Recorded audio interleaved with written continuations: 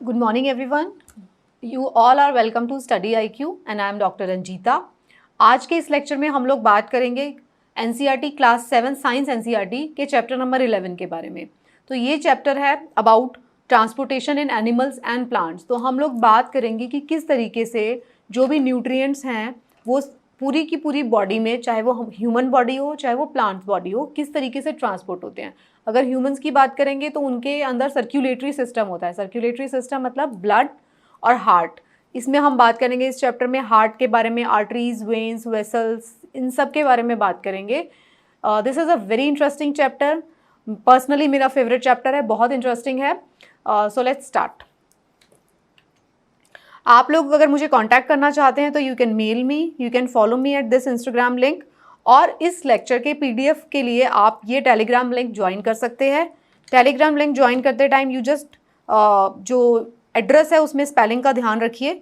और अगर आप चाहते हैं इससे पहले वाले चैप्टर्स को देखना या क्लास 6 के चैप्टर्स को देखना तो उसके लिंक्स भी इसी चैप्टर में दिए गए हैं, इसी टेलीग्राम लिंक पर दिए गए हैं. तो ये जो चैप्टर है इसको थोड़ा सा क्योंकि बहुत इंटरेस्टिंग चैप्टर है, इंपॉर्टेंट चैप्टर है, मैं पूरी कोशिश करूँगी कि मैं आपको ईजी तरीके में समझा पाऊँ.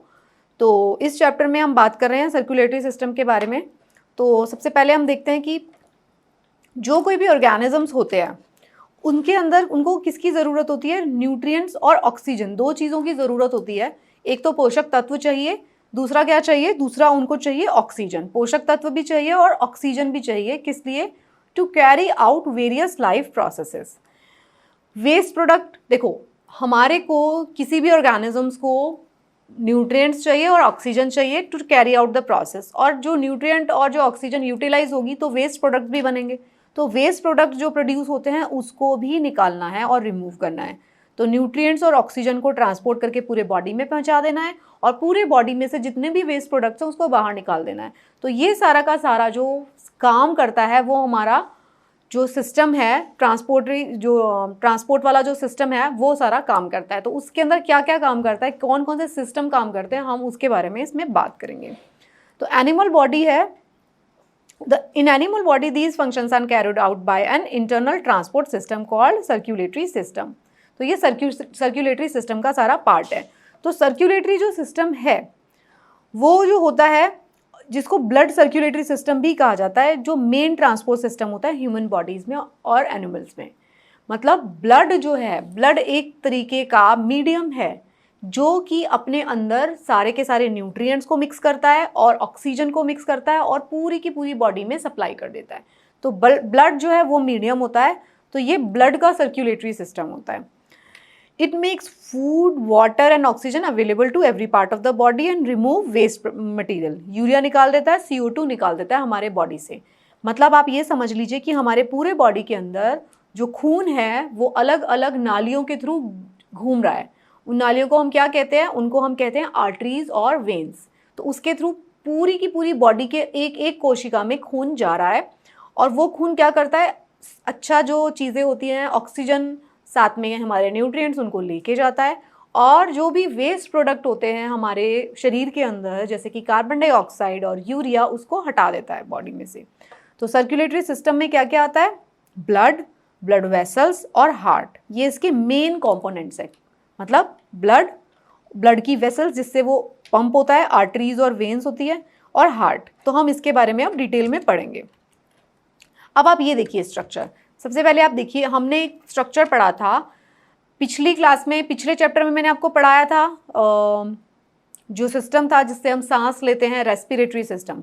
तो मैंने आपको यहाँ से दिखाया था कि नॉस्ट्रल्स के थ्रू हम सांस लेते हैं. फिर मैंने ट्रैकिया आपको बताया था. फिर हमने देखा था लंग्स के बारे में. तो मैंने आपको ये दिखाया था जो लंग्स होते हैं उसके अंदर क्या होता है. ये देखिए, इस वाले डायग्राम को आप याद करिए, हमने पिछली क्लास में भी देखा था. नोज़ के थ्रू ब्रीदिंग अंदर जाती है, यहाँ पे फिर ट्रैकिया, फिर लैरिंग्स, और लैरिंग्स फिर ट्रैकिया, फिर क्या होता है, लंग्स आ जाते हैं. तो लंग्स में क्या बताया था मैंने आपको, जो ब्रोंकियोल्स है उसके साथ में यहाँ पे क्या होते हैं, कैपिलरीज होते हैं. कैपिलरीज क्या होती हैं, वो छोटी छोटी वेसल्स होती हैं जो आर्टरीज और वेन्स को आपस में कनेक्ट करती हैं, बहुत छोटी छोटी. तो यहाँ पे क्या होती हैं, कैपिलरीज यहाँ से अटैच होती हैं. वो क्या करती हैं, जैसे ही हम ऑक्सीजन वाला ब्लड लेते हैं, मतलब इन्हेलेशन करते हैं, जैसे ही हमने ऑक्सीजन लिया अपने बॉडी के अंदर, एयर लिया जो कि ऑक्सीजन रिच है, तो वो कैपिलरीज जो यहाँ पे अटैच हैं उसके थ्रू होते हुए कहाँ पहुँच जाएगा, लंग्स के थ्रू। ये देखिए इस डायग्राम को देखिए कि ये देखो ये कहाँ क्या अटैच है, पल्मोनरी वेन अटैच है। रेड वाला जो है ऑक्सीजन वाला ब्लड है, जो ब्लू वाला है वो डीऑक्सीजनेटेड ब्लड है। इसके अंदर कार्बन डाइऑक्साइड है ब्लू वाले में, जो रेड वाला है उसके अंदर ऑक्सीजन है, इसके अंदर CO2 है। ओके, तो ये ऑक्सीजनेटेड ब्लड है, ये गंदा ब्लड है जिसके अंदर CO2 होता है। तो जैसे ही हमने सांस लिया तो लंग्स के थ्रू ये कैपिलरीज ने यहाँ से उठा लिया उस ऑक्सीजन को, और ये ब्लड में मिक्स हो गया। ब्लड ने इसको उठा के देखिए ट्रांसपोर्ट किया, हार्ट में लेके गया, हार्ट के एक चेंबर में गया, फिर दूसरे चेंबर में किया, फिर यहाँ पे हार्ट ने इसको पंप कर दिया पूरे बॉडी में। ये देखिए पूरी बॉडी के अंदर पंप चला जाएगा। बहुत सारी वेसल्स होंगी जो पूरी बॉडी में फैली हुई हैं और हार्ट इसको पूरी बॉडी में पंप कर देगा। फिर क्या होगा, वो एक दूसरे से जुड़ी हुई है कैपिलरीज के थ्रू।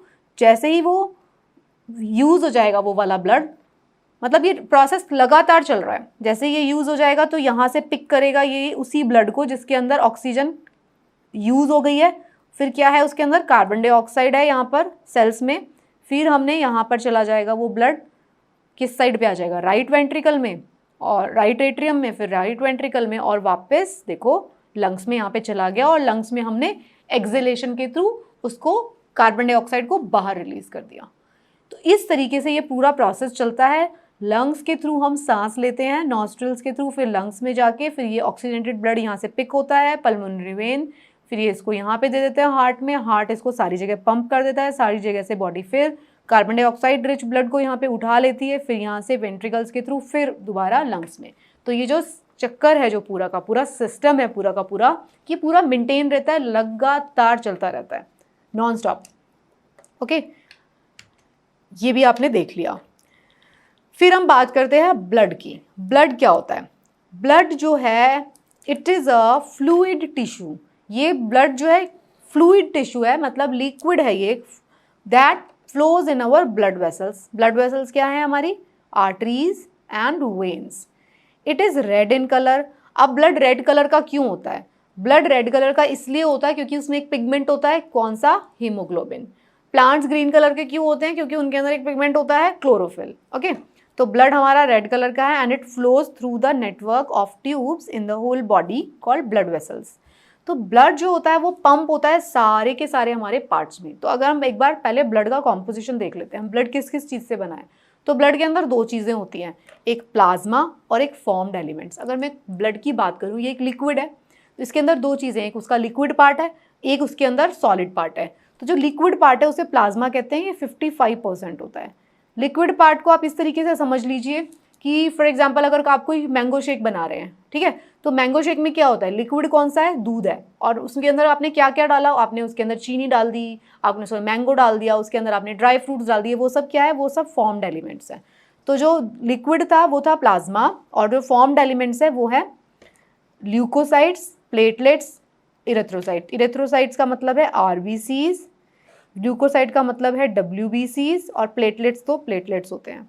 ओके, तो ये ब्लड का कॉम्पोजिशन है, plasma plus formed element. Formed element होते हैं 45%। तो प्लाज्मा में क्या होता है? प्लाज्मा में सारे तरीके के प्रोटीन्स होते हैं, इलेक्ट्रोलाइट्स होते हैं, नाइट्रोजनस वेस्ट होता है, एंटीबॉडीज़ जो होती है ना, जिसकी बात हम करते हैं, वैक्सीन के बाद जो एंटीबॉडीज़ बन जाती हैं वो भी हमारे प्लाज्मा के अंदर ही घूमती रहती हैं। तो ये था ब्लड का कॉम्पोजिशन। ब्लड बेसिकली दो चीज़ों से बना है, प्लाज्मा से और फॉर्म्ड एलिमेंट से। तो नेक्स्ट हम देख लेते हैं प्लाज्मा क्या होता है। मैंने आपको बता दिया, प्लाज्मा जो था ब्लड का लिक्विड पार्ट था। It is the sticky liquid part of the blood which is which colour? Pale yellow colour का। अगर आप प्लाज्मा अलग से निकालेंगे ना, खून के अंदर से जब प्लाज्मा थेरेपी में प्लाज्मा अलग निकाला जाता है तो आप उसका कलर देखेंगे तो वो पेल येलो कलर का होगा। खून हमें लाल रंग का क्यों दिखाई देता है? ड्यू टू RBCs, और RBCs के अंदर क्या है? क्या है? अभी बताया ना मैंने आपको, RBCs के अंदर जो पिगमेंट है उसके वजह से हमारा ब्लड जो है हीमोग्लोबिन के वजह से रेड दिखाई देता है। तो प्लाज्मा जो है पेल येलो कलर का होगा। प्लाज्मा का जो 90% पार्ट है वो वाटर है, और उसके अंदर कॉमन सॉल्ट है 3.5%, और बाकी की सारी चीज़ें हैं, प्रोटीन्स हैं, सब कुछ है। 90% उसके अंदर ब्लड ही वाटर ही है। तो प्लाज्मा जो लिक्विड पार्ट है हमारे ब्लड का, जो 55% है, उसका मैक्सिमम पार्ट वाटर होता है. It contains dissolve substance such as digested food and waste product and carry them from one part to another. ये मैंने आपको दिखा दिया. जैसे ही आपका जो भी हम खाना खाते हैं, हमने इससे पहले डाइजेस्टिव सिस्टम भी पढ़ा था, मैंने आपको बताया था जो भी हम खाना खाते हैं इंटेस्टाइन के चारों तरफ भी क्या होती है, मैंने आपको इंटेस्टाइन का कट सेक्शन दिखाया था. तो इंटेस्टाइन के चारों तरफ भी ब्लड वेसल्स हैं. तो जो भी हम खाना खाते हैं उसके जो भी न्यूट्रिएंट्स होते हैं वो इंटेस्टाइन के थ्रू एब्जॉर्ब हो जाते हैं सीधा ब्लड में. सिमिलरली मैंने आपको अभी दिखाया, यहाँ पे क्या दिखाया मैंने, जैसे ही आपने ऑक्सीजन लिया अंदर बॉडी के, तो ऑक्सीजन जो है इसके साथ में भी कैपिलरीज होती हैं छोटी छोटी, वो ऑक्सीजन भी एब्जॉर्ब कर लेती हैं. तो अब क्या बात हो रही है, प्लाज्मा के अंदर क्या होता है, प्लाज्मा के अंदर फूड भी होता है जो कि हमने इंटेस्टाइन से एब्जॉर्ब किया था, ऑक्सीजन भी होती है जो कि हमने लंग्स से एब्जॉर्ब की है.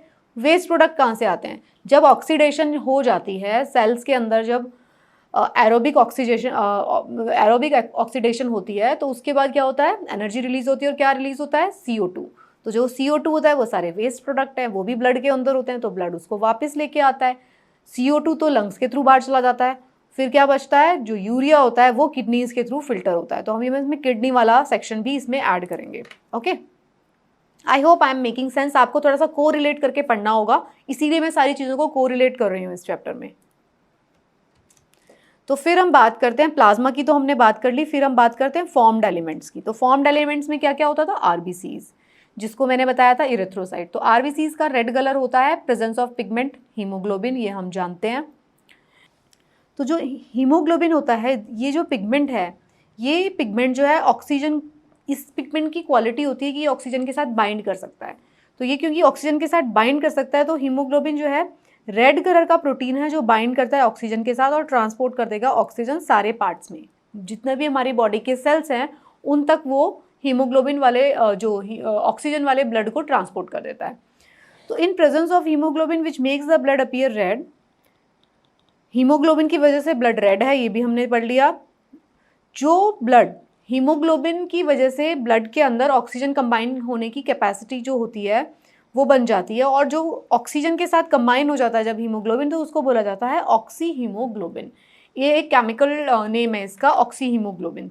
तो ऑक्सीजन के साथ कंबाइन होने के बाद ये ऑक्सी हीमोग्लोबिन बन जाता है और वो पूरे के पूरे बॉडी के अंदर हमारी ट्रांसपोर्ट हो जाता है, ठीक है, ब्लड के साथ. जो कार्बन डाइऑक्साइड रिच है, carbon dioxide from the various body parts is transported back by binding again with haemoglobin. देखो, हीमोग्लोबिन पहले ऑक्सीजन के साथ बाइंड हुआ तो उसे बोला हमने ऑक्सी हीमोग्लोबिन. फिर क्या होता है, जब वो ऑक्सी हीमोग्लोबिन सारा यूज हो जाता है, हमने रेस्पिरेशन वाले चैप्टर में पढ़ा था कि हर एक सेल के अंदर ऑक्सीजन के साथ एरोबिक रेस्पिरेशन होता है. तो एरोबिक रेस्पिरेशन के बाद जब CO2 निकलता है तो यही जो हीमोग्लोबिन है कार्बन डाइऑक्साइड के साथ बाइंड हो जाता है, तो उसे बोलते हैं कार्बोक्सी हीमोग्लोबिन. तो carboxy haemoglobin and oxy haemoglobin. Oxy haemoglobin जब ऑक्सीजन के साथ, कार्बोक्सी मीन्स कार्बन डाइऑक्साइड के साथ, तो ये उसके साथ कंबाइन हो जाएगा और उसको अपने साथ लेकर आ जाएगा. फिर कहाँ पे निकलेगी वो, लंग्स के थ्रू ऑक्सीजन कार्बन डाइऑक्साइड हमारी बॉडी से रिलीज हो जाएगी. ये हमारे बॉडी के अंदर RBCs का मेन काम होता है, वो ऑक्सीजन के साथ कंबाइन होते हैं. साथ में ब्लड के अंदर क्या होता है, प्लाज्मा के अंदर मिक्स होके क्या आ जाता है, सारे के सारे न्यूट्रिएंट्स. तो वो सारा ब्लड जो है वो जाएगा अलग अलग बॉडी पार्ट्स में, और ऑक्सीजन जब यूटिलाइज हो जाएगा तो हीमोग्लोबिन कार्बन डाइऑक्साइड के साथ बाइंड हो जाएगा, तो उसे कार्बोक्सी हीमोग्लोबिन कहते हैं. That will be exchange at the level of lungs. Lungs में वो एक्सचेंज हो जाएगा. फिर आप बात करते हैं हम WBCs की. WBCs जो हैं वो क्या करती हैं, हमारे को fight against infection and protects us from disease. क्योंकि WBCs जो होती हैं उसके अंदर अलग अलग तरीके की सेल्स होती हैं, T cell, B cell, neutrophils, eosinophils. वो सारी जो सेल्स होती हैं वो क्या करती हैं हमारे बॉडी में, वो सारी सेल्स है हमें इन्फेक्शन से लड़ने में मदद करती हैं. और हमें इन्फेक्शन से लड़ने में मदद करती हैं तो क्या करती हैं, डिजीज़ से बचाती हैं. जो WBCs हैं उसके अंदर जो न्यूट्रोफिल्स होती हैं वो बैक्टीरिया को खा लेती हैं, जर्म्स लाइक बैक्टीरिया जिसको है वो उसको ख़त्म कर देती हैं. WBCs also make antibodies. जो एंटीबॉडीज़ हैं वो भी बनती हैं. WBCs की ही एक तरीके की सेल जो हैं वो एंटीबॉडीज़ बनाती हैं. वो एंटीबॉडीज़ हमें क्या करती हैं, हमें इन्फेक्शन से लड़ने में मदद करती हैं. हमारे पास दो तरीके की इम्यूनिटी होती है, एक होती है इनेट इम्यूनिटी और एक होती है सेल मीडिएटेड इम्यूनिटी.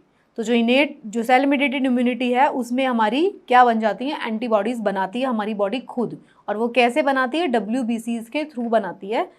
तो वो जो एंटीबॉडीज़ है वो हमें फाइट करने में मदद करती है। तो एंटीबॉडीज़ 2 तरीके से बन सकती हैं, मतलब ब्रीफली मैं आपको बता रही हूँ, या तो आप वैक्सीन लग के बन जाएंगी या फिर आपको वो इन्फेक्शन होता है तो भी एंटीबॉडीज़ बनेंगी। अगर आपको वैक्सीन मिल गई है तो भी आपको एंटीबॉडीज़ बनेंगी आपके बॉडी में। जो नंबर है WBCs का ये होता है RBCs से कम होता है। WBCs can change their shape and move on their own. They can squeeze out of the blood vessels to reach the part of the body. देखो WBCs काफ़ी मोबाइल होती हैं, जैसे ही किसी भी बॉडी पार्ट पर कोई भी इन्फेक्शन होता है, कोई भी इरिटेशन होती है तो WBCs वहाँ पर पहुँच जाती हैं। वहाँ पे जैसे ही चोट लगती है तो कोई भी केमिकल जैसे ही रिलीज़ करती हैं हमारी बॉडी की सेल्स, तो वो अट्रैक्ट कर लेती हैं WBCs को उस जगह पर, ताकि वो उसको ठीक कर दे। फिर बात करते हैं हम प्लेटलेट्स की। प्लेटलेट्स क्या होती हैं? प्लेटलेट्स भी स्मॉल एक फॉर्म्ड एलिमेंट है। उनका जो काम है, ये हमारी बोन मैरो में बनती हैं, ये कलरलेस है और इसका काम क्या है, जो सबसे इंपॉर्टेंट काम है क्लॉटिंग में। तो वो क्लॉटिंग में हेल्प करती हैं। जब भी हमें कोई चोट लग जाती है और हमारे शरीर से खून बहना शुरू होता है तो प्लेटलेट्स ही वो चीज़ हैं जो कि हमारे खून को जमाती है वहाँ पर जहाँ से कट लगा है, तो उसका थक्का जमा देती है ताकि ज़्यादा और ब्लड ना बहे। तो जब भी प्लेटलेट्स का डिसऑर्डर होता है या प्लेटलेट्स की कमी हो जाती है बॉडी में तो खून नहीं जमेगा। तो क्या होगा, अगर छोटा सा भी कट लग गया तो खून बहता रहेगा बॉडी से और एक्सेस ऑफ ब्लड लॉस हो जाएगा, जो कि पेशेंट की डेथ का कारण भी बन सकता है। तो इसलिए प्लेटलेट की राइट अमाउंट भी बॉडी में होना बहुत ज़रूरी है। फिर हम बात करते हैं फंक्शंस ऑफ ब्लड। तो अगर हम ब्लड के फंक्शंस की बात करते हैं तो ब्लड क्या क्या काम करता है? ब्लड करता है transport substance like digested food from the small intestine to the other parts of the body. ये मैंने आपको समझा दिया, डाइजेस्टिव सिस्टम में हमने पढ़ा था। इंटेस्टाइन से जो भी मटीरियल होता है, जो भी न्यूट्रिएंट्स होते हैं वो ब्लड में एब्जॉर्ब हो जाते हैं और ब्लड उनको सारी जगह पे बॉडी में ट्रांसपोर्ट कर देता है। It carries water to all the parts of the body. देखिए प्लाज्मा जो है उसका मैक्सिमम पार्ट वाटर से बना हुआ है, तो ब्लड क्या करता है, वाटर को सारी जगह पे पहुंचाता है। Okay, it carries oxygen and CO2 during circulation, मतलब ऑक्सीजन को लेके जाता है और CO2 को वापस लेके आता है और फिर लंग्स के थ्रू एक्सचेंज हो जाएगा। It carries waste product like urea from liver to kidney, और किडनी के थ्रू ये ब्लड जो है वो किडनी में भी जाता है, किडनी में लेके जाएगा ब्लड। जैसे ब्लड वेसल्स लंग्स से जुड़े हुए थे, मैंने इस डायग्राम में आपको दिखाया, जैसे ब्लड वेसल्स जो है लंग्स से जुड़े हुए हैं, देखिए उसी तरीके से ब्लड वेसल्स नीचे किडनी से भी जुड़े हुए हैं, सबसे जुड़े हुए हैं सारे ऑर्गन से। तो किडनी में क्या करता है, किडनी के थ्रू जो ब्लड के अंदर इम्प्योरिटीज़ होंगी, जो भी इम्प्योरिटीज़ हैं, यूरिया, ये सब किडनीज के थ्रू फिल्टर हो जाएगा, किसमें, यूरिन में। It protects the body from diseases, कैसे, एंटीबॉडीज। ओके, तो ब्लड के ये सारे के सारे फंक्शंस हैं हमारे बॉडी में। आई होप समझ आ गया आपको। फिर हम बात कर लेते हैं ब्लड वेसल्स की। तो अगर हम ब्लड वेसल्स की बात करते हैं तो ब्लड वेसल्स क्या होती हैं? ब्लड वेसल्स होती हैं, मैंने आपको बताया, ट्यूब्स होती हैं, पाइप की तरह स्ट्रक्चर है। ये हमारे बॉडी के अंदर क्या कर रहा है, ये हमारे बॉडी के अंदर ब्लड को ट्रांसपोर्ट कर रहा है। तो दीज आर ट्यूब्स और pipes that carry blood through out the body. ये हार्ट से शुरू होती हैं और पूरी बॉडी के अंदर फैली होती हैं। ये 3 तरीके की हो सकती है, आर्टरीज हो सकती है, वेन्स हो सकती है एंड कैपिलरीज हो सकती हैं। तो हम फटाफट देख लेते हैं इन तीनों में क्या फ़र्क होता है। आर्टरीज जो होती हैं, आर्टरीज क्या होती हैं? Arteries carry blood from heart to all the parts of the body. देखो एक चीज़ जो ये टेक्निकल डेफिनेशन है आर्टरीज की, ये आपको समझनी पड़ेगी।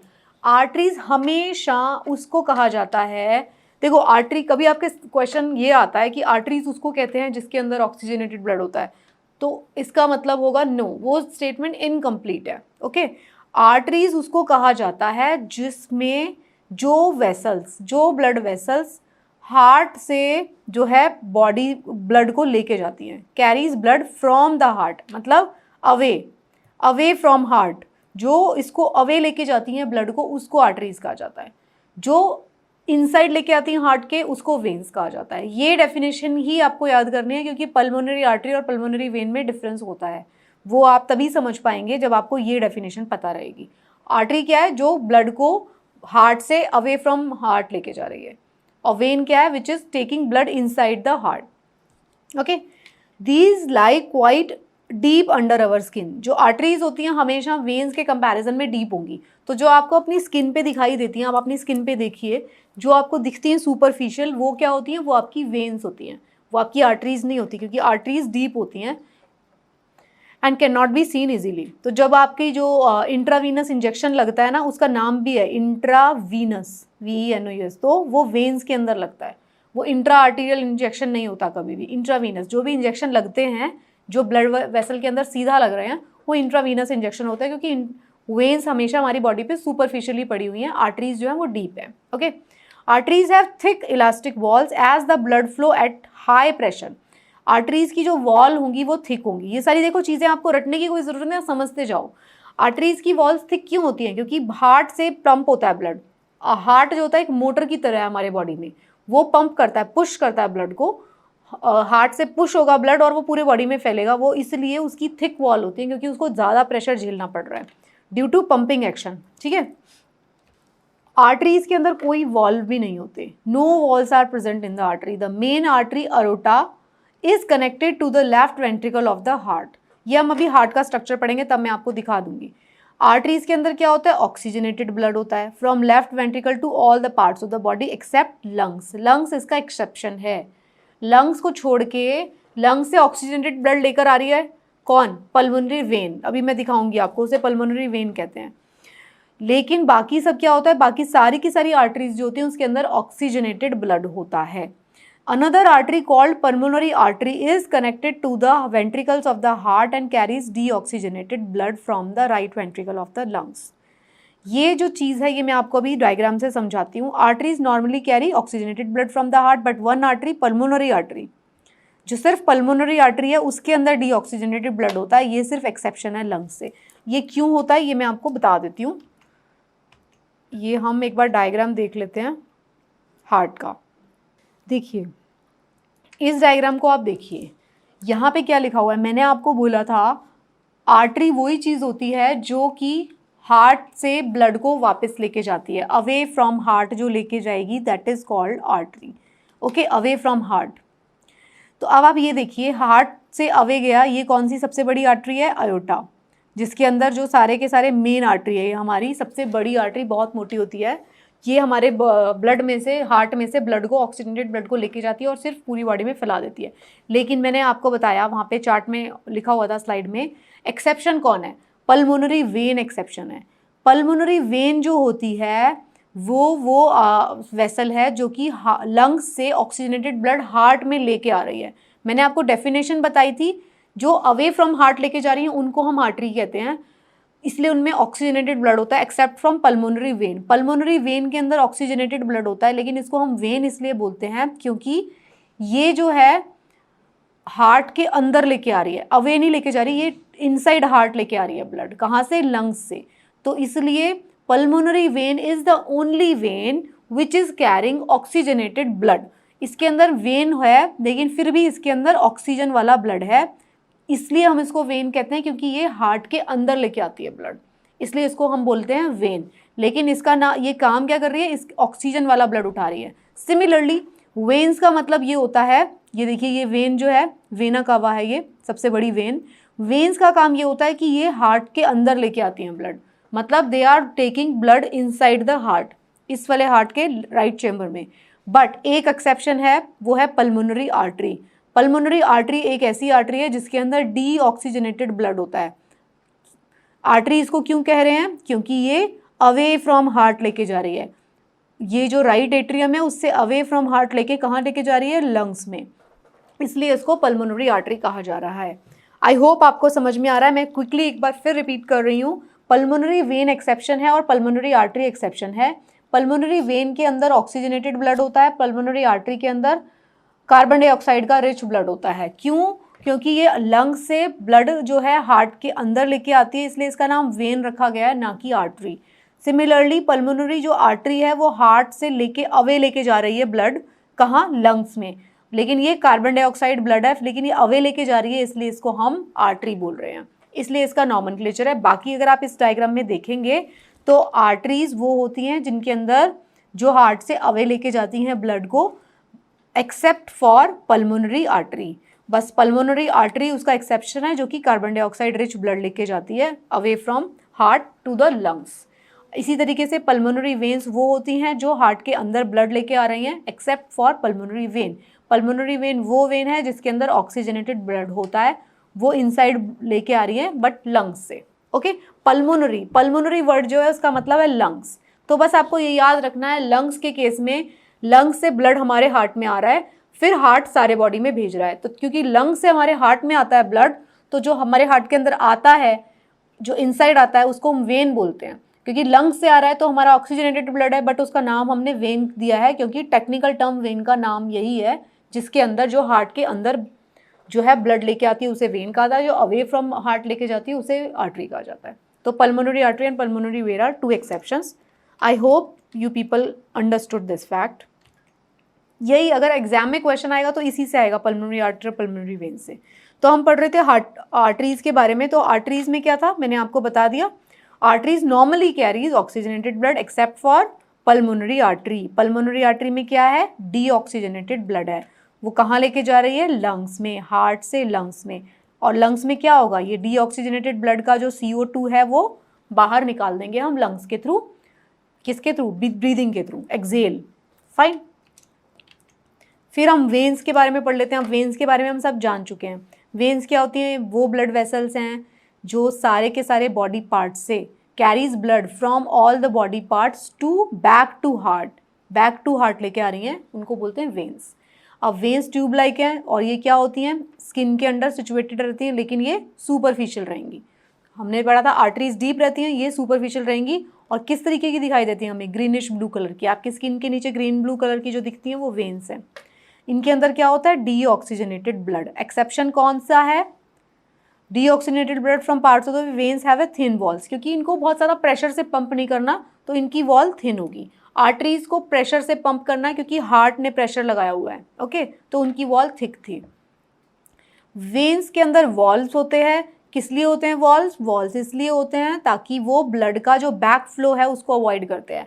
मतलब वेन्स हमारी बॉडी से जो गंदा ब्लड है उसको हार्ट की तरफ लेके जा रही हैं, तो उसके बीच में वॉल्व्स लगे होते हैं। जैसे ये वेन है तो ऐसे यहाँ पे वॉल्व लगा होगा, इसी डायरेक्शन में फ्लो करेगा वेन से ब्लड, ऐसे कभी नहीं जाएगा। अगर ऐसे जाएगा तो ये बंद हो जाएगा वॉल्व, हमेशा इस डायरेक्शन में फ्लो करेगा। तो इस डायरेक्शन में फ्लो करने का मतलब क्या है, इस डायरेक्शन मतलब एक ही डायरेक्शन में फ्लो करेगा वेन से ब्लड।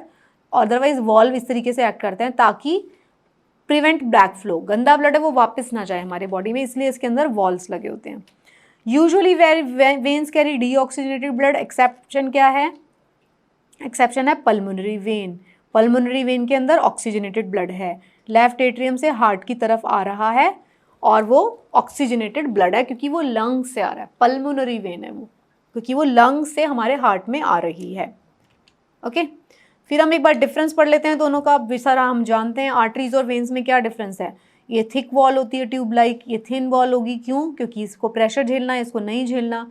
ये आसानी से दिखती नहीं है, कैन नॉट बी सीन, आसानी से ये दिखती है ग्रीनिश ब्लू की। इसके अंदर वॉल्स नहीं होते, इसके अंदर वॉल्स होते हैं। ये ऑक्सीजनेटेड ब्लड होता है इसके अंदर। एक्सेप्शन है पल्मोनरी आर्टरी, एक्सेप्शन है pulmonary vein.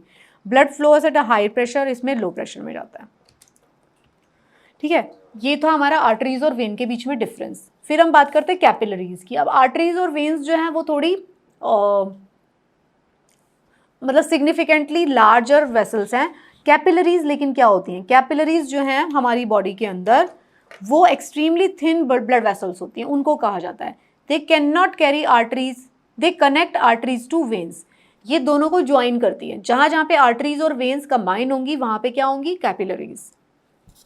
These allow substance to pass from blood into the body cells and also from the body cells into the blood। मतलब कनेक्शन है, आप ये देखिए, यहाँ सोचिए आर्टरी आ रही है ऑक्सीजन वाला ब्लड लेके, तो यहाँ पे सेल्स हैं हमारी, चेंज हो जाएगा सेल्स के बीच में, फिर यहाँ से लेके जाएंगी वेन्स CO2 वाला ब्लड, तो यहाँ पे क्या होंगी, यहाँ से सारी कैपिलरीज होंगी, कैपिलरीज।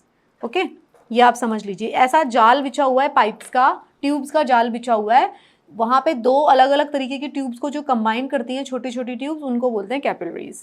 फाइन।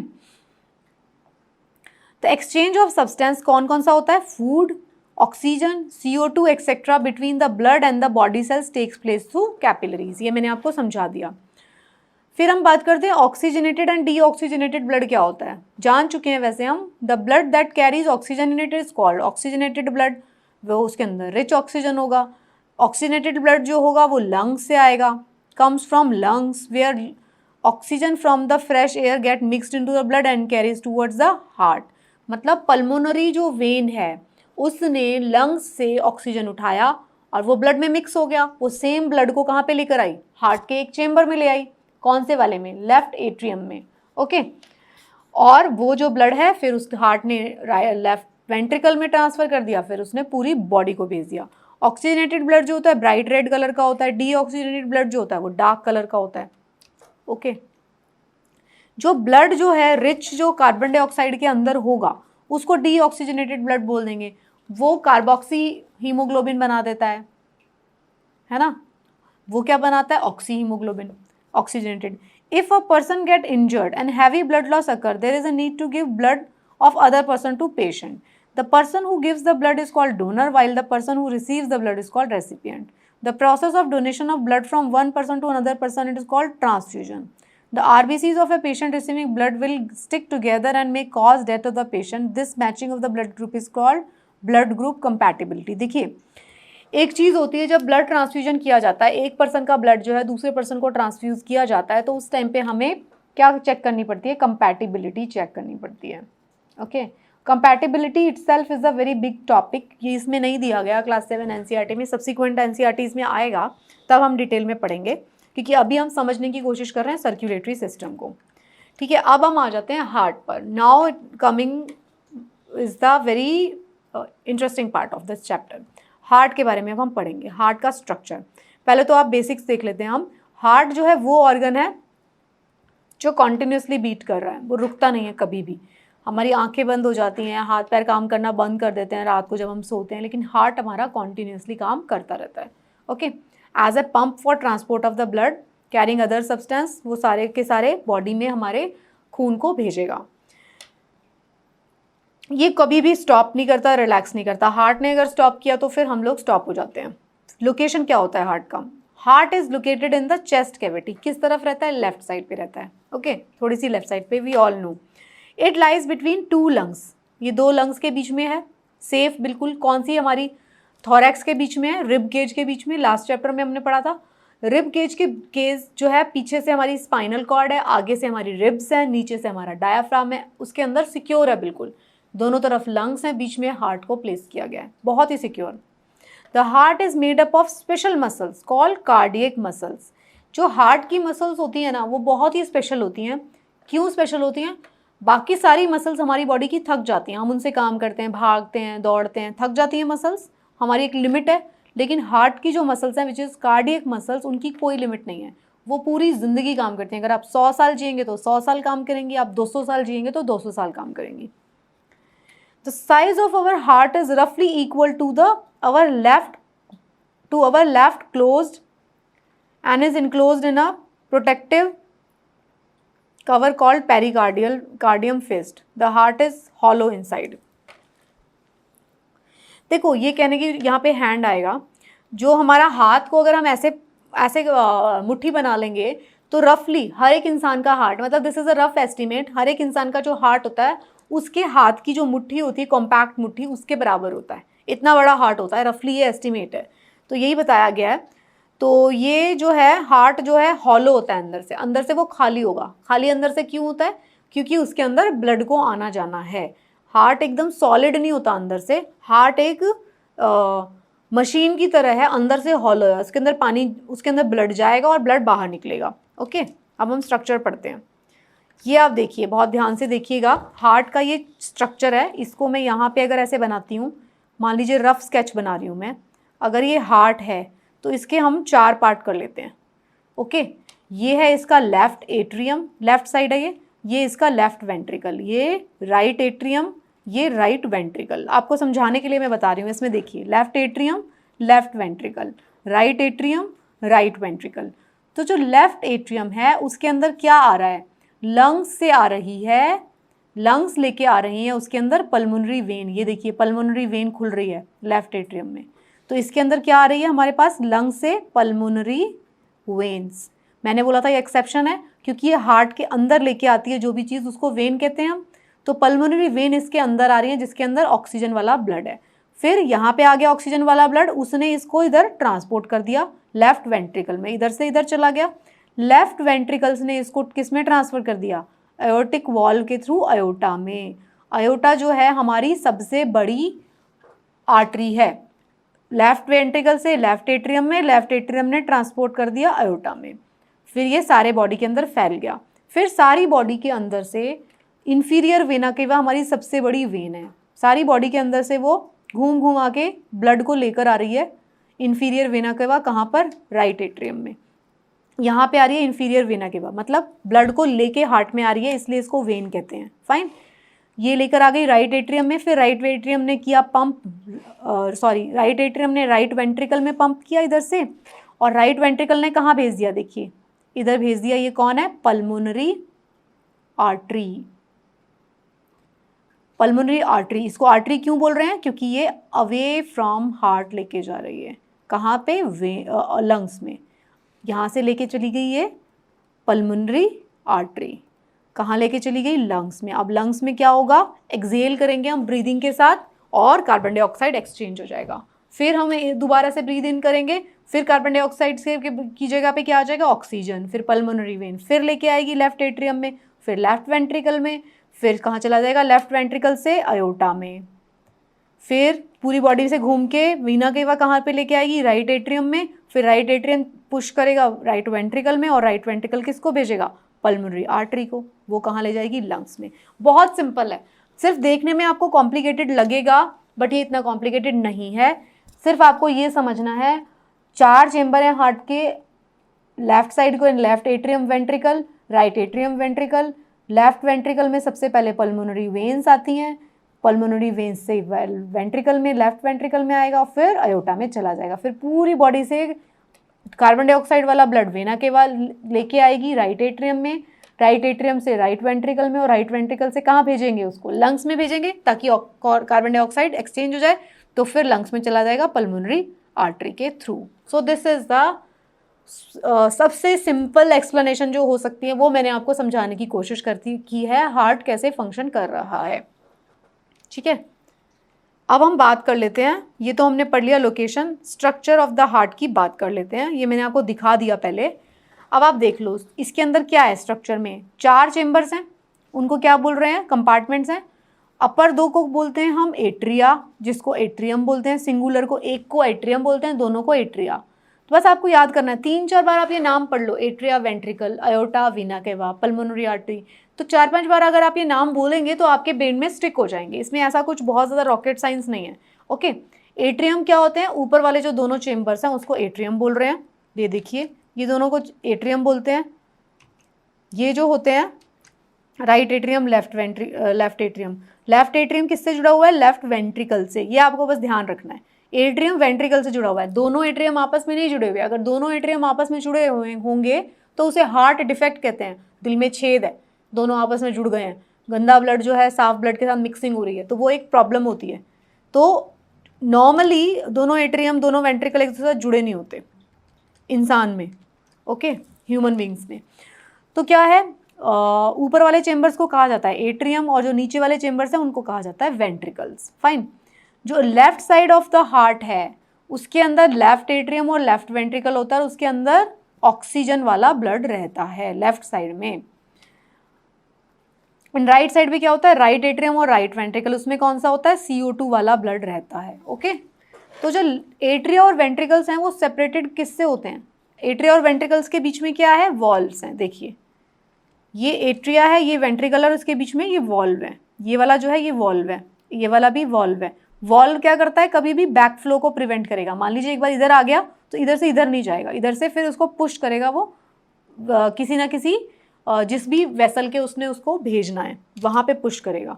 तो एट्रिया और वेंट्रिकल के बीच में क्या है? वॉल्व्स हैं। वॉल्व्स का फंक्शन आप जानते हैं। These are muscular flaps that allows blood to flow in only one direction में। Fine. Right side of the heart carries, ये मैंने आपको बता दिया, डीऑक्सीजनेटेड, लेफ्ट साइड में oxygenated. Heart is separated by a partition called septum. जो right side of the heart है और left side of the heart है, दोनों के बीच में क्या होता है? एक सेप्टम से सेपरेटेड है। That prevents mixing of deoxygenated and oxygenated blood. मैंने आपको बता दिया, अगर इसमें लिंक हो जाए तो वो एनॉमली होती है। ओके, लेफ्ट और right side of the heart जो होते हैं, left and right side of the heart act as a two separate pumps.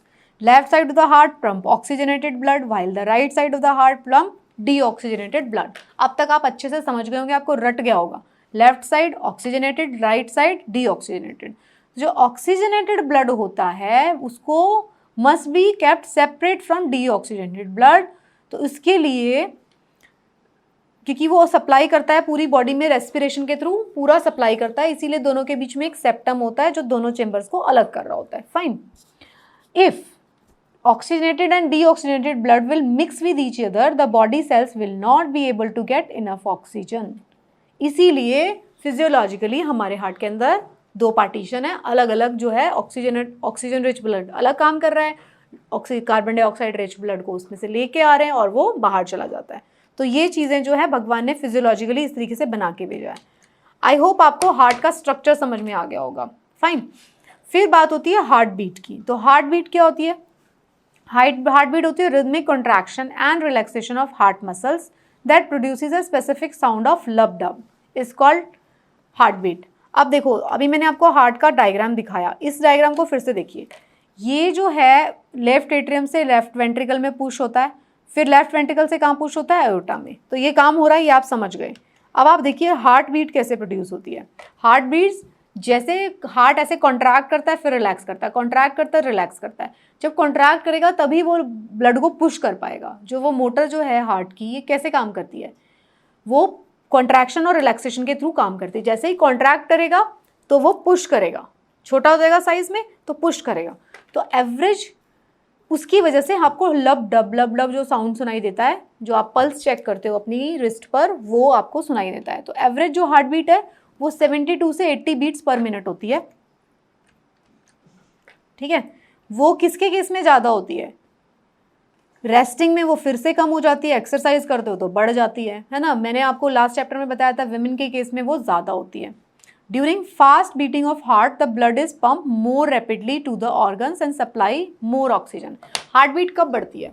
मैंने आपको लास्ट चैप्टर में भी समझाया, हार्ट बीट तब बढ़ती है जब आप कोई हैवी एक्सरसाइज कर रहे हैं, आप वॉकिंग कर रहे हैं, रनिंग कर रहे हैं, स्विमिंग कर रहे हैं, कोई और एक्सरसाइज कर रहे हैं, तो अब आपका हार्ट बीट बढ़ जाएगी। उसका मतलब क्या है?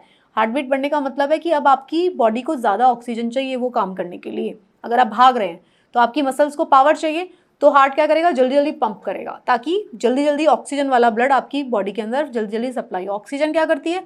एरोबिक रेस्पिरेशन करती है। तो एरोबिक रेस्पिरेशन में क्या होता है? आपकी बॉडी की सेल्स में ऑक्सीजन जाता है और एनर्जी यूटिलाइज होती है, एटीपीज। ओके, वो हमने लास्ट चैप्टर में पढ़ा था, आप उसको जरूर देख लेना। तो ऑक्सीजन की सप्लाई इसीलिए होती है ताकि हमारी मसल्स को ज़्यादा ऑक्सीजन हमारी बॉडी को मिल जाए। तो it helps in rapid respiration and to produce more energy. The heartbeat is equal to the number of pulse in a minute. heartbeat आप चेक कैसे करते हो? अपनी रिस्ट पे आप चेक करके देखते हो, डॉक्टर चेक करके देखता है पल्स से। अगर आपको हार्ट की साउंड सुननी है तो एक इंस्ट्रूमेंट होता है स्टेथोस्कोप। वो क्या करते हैं? वो हार्ट एक इंस्ट्रूमेंट है जिससे कि आप हार्ट की ये साउंड सुन सकते हो। ये देखिए, ये स्टेथोस्कोप है, इसका एक ऐसे डायल होता है और इसका ये ईयर पीस होता है, इसको कान में लगाया जाता है और ये डायाफ्राम जो होता है इससे जो है आप हार्ट की साउंड सुन सकते हैं। तो चेस्ट पीस होता है, ईयर पीस होता है, ये सारी ट्यूब इसको ज्वाइन करती है। तो ये क्या करता है? एम्पलीफाई कर देता है साउंड को, जो धीरे धीरे सुनाई दे रही थी उसको बढ़ा के आपको कान तक पहुंचा देता है। फिर हम बात करते हैं मैकेनिज्म ऑफ सर्कुलेशन की। अभी तक तो ये हार्ट का स्ट्रक्चर पढ़ लिया हमने, अब सर्कुलेशन कैसे होता है ये मैं आपको बता चुकी हूँ, हम डिटेल में पढ़ लेते हैं। The contraction of two atria is immediately followed by contraction of two ventricles, which leads to the continuous flow of blood in the human body. The mechanism of circulation can be summarized as follows. देखो, ये मैंने आपको समझाया था, ये जो दो chambers है, ये एट्रिया है, यहाँ पे क्या है? Pulmonary vein. 3 नंबर पे कौन है? पल्मोनरी वेन, जो कि ऑक्सीजन रिच ब्लड लेके आ रही है। यहाँ से फिर ये कॉन्ट्रैक्शन हुआ, इसका कॉन्ट्रैक्शन होगा तभी तो वो आगे पंप करेगा। एट्रिया का कॉन्ट्रैक्शन हुआ तो उसने पुश कर दिया ब्लड इधर वेंट्रिकल्स में। पहले एट्रिया का कॉन्ट्रैक्शन हुआ, दोनों साथ साथ काम करते रहते हैं। इनका कॉन्ट्रैक्शन हुआ, इसने यहाँ पुश कर दिया, फिर इसका कॉन्ट्रैक्शन हुआ, इसने पुश कर दिया ब्लड को, इसने वेना के इसने पल्मोनरी वेन में पुश कर दिया, इसने अयोर्टा में पुश कर दिया। ठीक है, ये ऑक्सीजनेटेड और डीऑक्सीजनेटेड ब्लड को ये अलग अलग जगह पर भेज देते हैं। तो अब ये सारा फंक्शन कैसे होता है हम देख लेते हैं। ये सब लिखा हुआ है इसमें। The blood passes through capillaries of the lungs and mix with oxygen. और वो ऑक्सीजन वाला ब्लड कौन लेकर आ रहा है? Carries from lungs to left auricle by 4 pulmonary veins. ये हम पढ़ चुके हैं। पल्मोनरी वेन्स लंग्स से ब्लड लेके आ रही हैं ऑक्सीजन में, क्योंकि ब्लड लेके आ रही है हार्ट में, तो क्योंकि वो हार्ट के अंदर लेके आ रही है इसलिए हम उसको वेन्स कह रहे हैं। द लेफ्ट एट्रियम फिर क्या करेगा? लेफ्ट एट्रियम कॉन्ट्रैक्ट करेगा और ऑक्सीजनेटेड ब्लड को पुश कहाँ करेगा? लेफ्ट वेंट्रिकल में। फिर लेफ्ट वेंट्रिकल क्या करेगा? पंप कर देगा ब्लड किस में? बिगेस्ट ब्लड वेसल क्या है? अयोटा, इसके अंदर पंप कर देगा और अयोटा से सारी बॉडी के अंदर फैल जाएगा। फिर oxygenated blood is distributed to all organs through capillaries. फिर डीऑक्सीजनेटेड जो ब्लड है कैपिलरीज के साथ, जो कैपिलरीज उसको वेन्स में भेज देंगी from various organs of the body और enter from capillaries to veins and then to right atrium. पूरी बॉडी से वेना केवा कहाँ लेकर आएगी? राइट एट्रियम में। राइट एट्रियम फिर क्या करेगा? राइट वेंट्रिकल में पुश करेगा। देखो राइट एट्रियम जो कंट्रैक्ट करेगा और पुश करेगा डीऑक्सीजनेटेड ब्लड को राइट वेंट्रिकल में, और फिर राइट वेंट्रिकल पंप करेगा किस में? पल्मोनरी आर्टरी में। ये फिर एक्सेप्शन है, आर्टरी है लेकिन इसके अंदर डीऑक्सीजनेटेड ब्लड है क्योंकि ये हार्ट से लेके जा रही है लंग्स में, और ये पल्मोनरी आर्टरी हार्ट से लेके जाएंगी लंग्स में। जो कार्बन डाइऑक्साइड रिच है वो रिलीज हो जाएगी लंग्स के थ्रू, बाहर चली जाएगी, और फिर दोबारा से हम इनहेल करेंगे, फिर ऑक्सीजनेटेड ब्लड। यही साइकिल चलता रहेगा, पूरा साइकिल चलता रहता है। वॉल्व जो प्रेजेंट होते हैं दोनों साइड में होते हैं, वो क्या करते हैं? ब्लड फ्लो को रेगुलेट करते हैं एक चेंबर से दूसरे चेंबर में। हमेशा ब्लड जो है एट्रिया से वेंट्रिकल में आएगा, वेंट्रिकल से एट्रिया में कभी नहीं जाएगा क्योंकि दोनों के बीच में वॉल्व है। कभी भी वॉल्व खराब हो जाता है, वॉल्व का डिफेक्ट होता है, तब मिक्सिंग शुरू हो जाती है ब्लड की। वो अलग अलग बीमारियां होती हैं हार्ट की।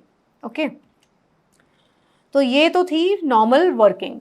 जो इंग्लिश फिजिशियन था एक विलियम हार्वे, उसने जो है सर्कुलेशन ऑफ ब्लड को डिस्कवर किया था। उसने बताया था सबसे पहली बार कि भाई जो आर्टरीज हमारे ब्लड के अंदर वेसल्स हैं उसके अंदर घूम रहा है हमारा ब्लड।